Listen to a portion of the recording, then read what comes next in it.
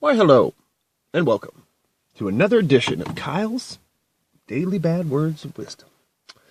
I've got some awesome stuff lined out, so sit back and check this out. Why, I illuminate the possibilities here of the world around us. It'll stretch the fabric of your knowing and conceptual grasps of the things you love. This guy, when Steve Fugett lost his 2 children to suicide and overdose, so I took it, one overdosed and then the other one committed suicide. He hiked across the U.S. for 12 years with a sign that said, "Love life," to remind people to overcome life's hardships with the right mindset. And apparently his mindset was to drop the ball on everything he had going on in his life and walk around homeless. Andrew Kiyou, who committed the deadliest mass murder in the U.S. elementary school in May 8th, 1927. It included his wife, 6 adults, and 37 students. In the aftermath, investigators found a wooden sign Kiyou had apparently wired to a fence on his farm that read, "Criminals are made, not born." So, you turn yourself into the man you are. It's the decisions you make. Any other excuse you make in your life is bullshit. Here we go. Time magazine actually stands for International Magazine of Events. You better hop this up. Oh, what happened?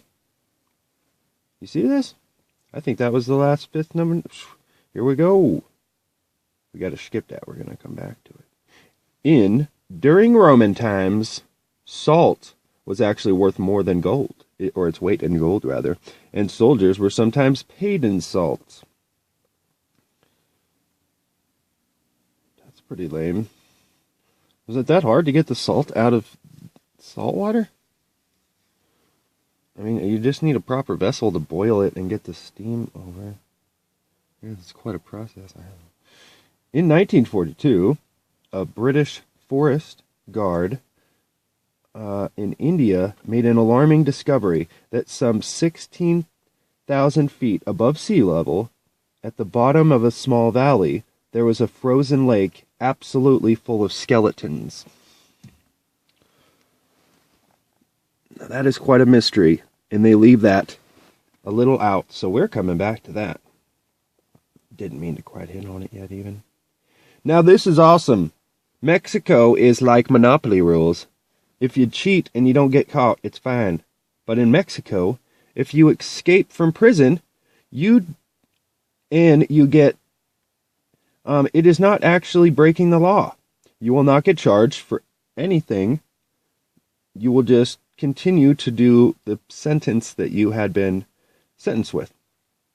Because they believe that escaping is in human nature, and it is not illegal, and is considered the right thing to do.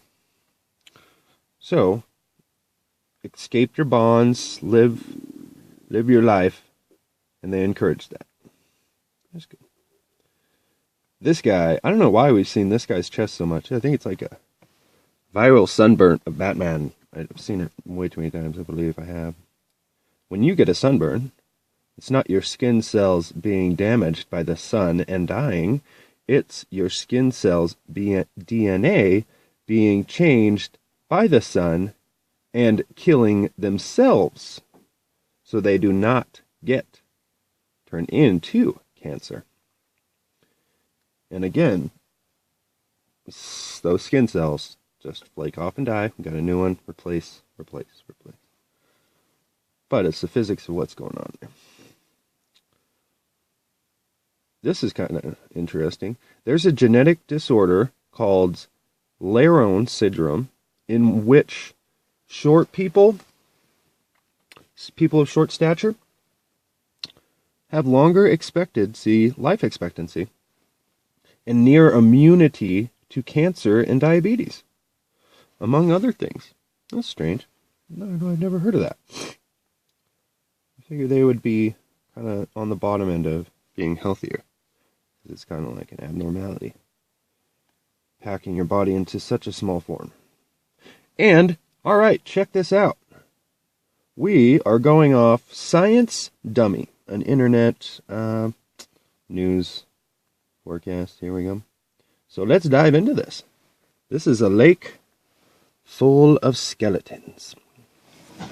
So let's sit back and I'll tell you a tale of scientists now believe they have finally solved the mystery of how the skeletons of over 200 people were found in a frozen lake in northern India. And just a tiny little lake, quite an obstacle to get in there, and nothing else around.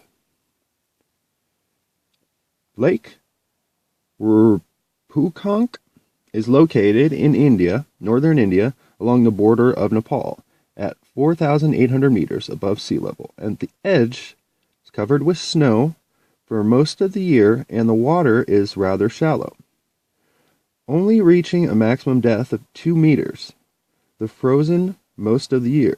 The frozen climate at this altitude has aided significantly in preserving the hair, soft tissue, clothing, and protecting from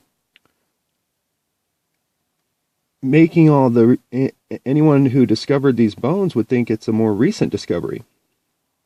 But these skeletons were initially thought to be the bodies of Japanese soldiers who had died from exposure from traveling through India as part of World War II invasion.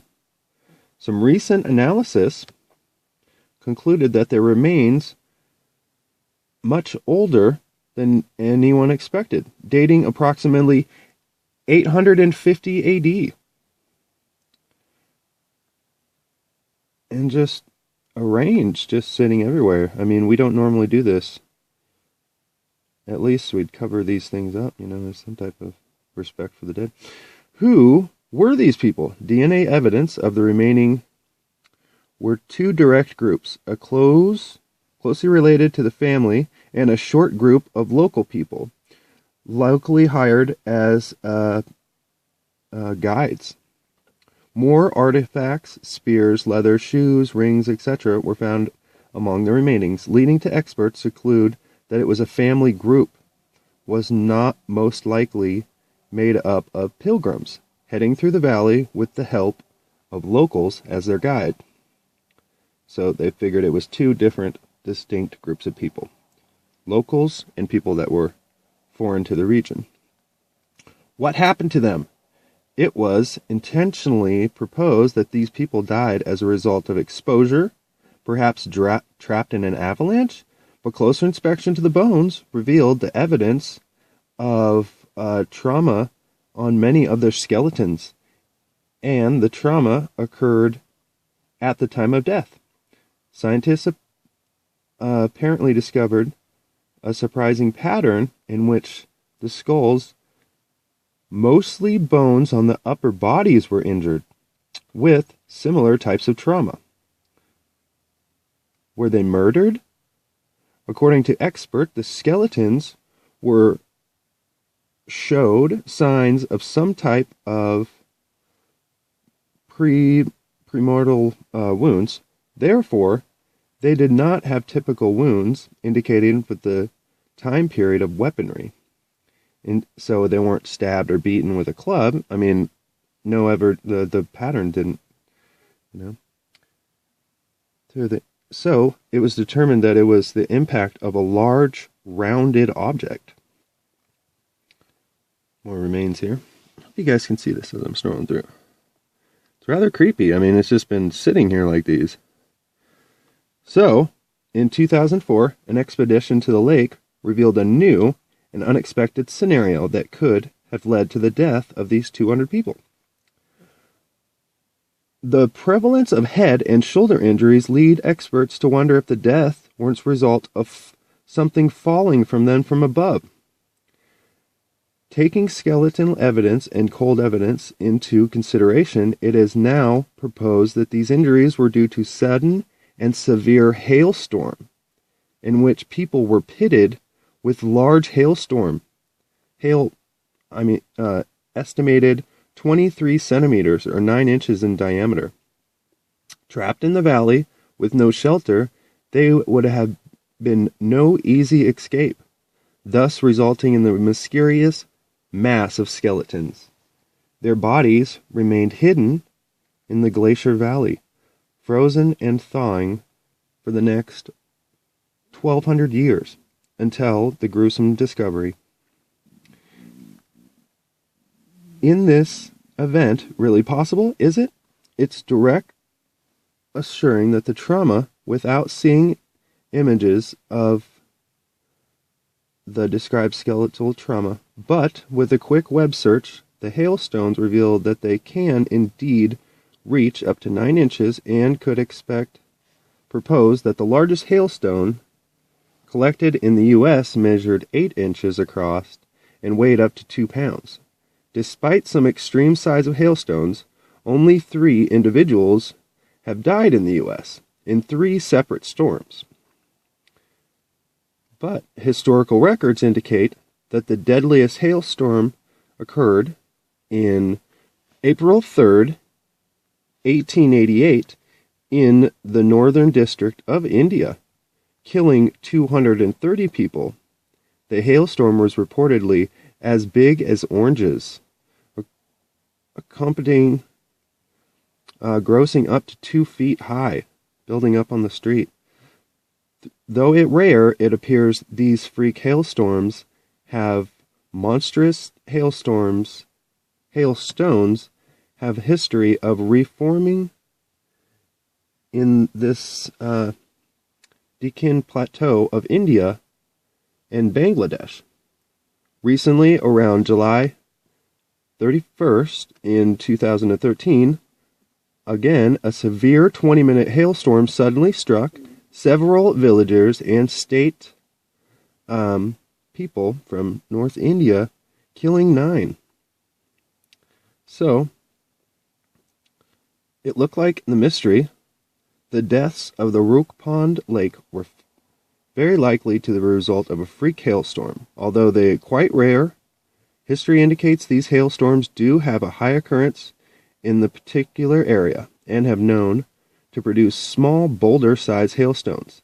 Taking all this evidence into consideration, it seems probable that the very short time intense hailstone would have led to the death of 200 individuals in 850 AD, thus solving the curious mystery of the mass graves of the lake.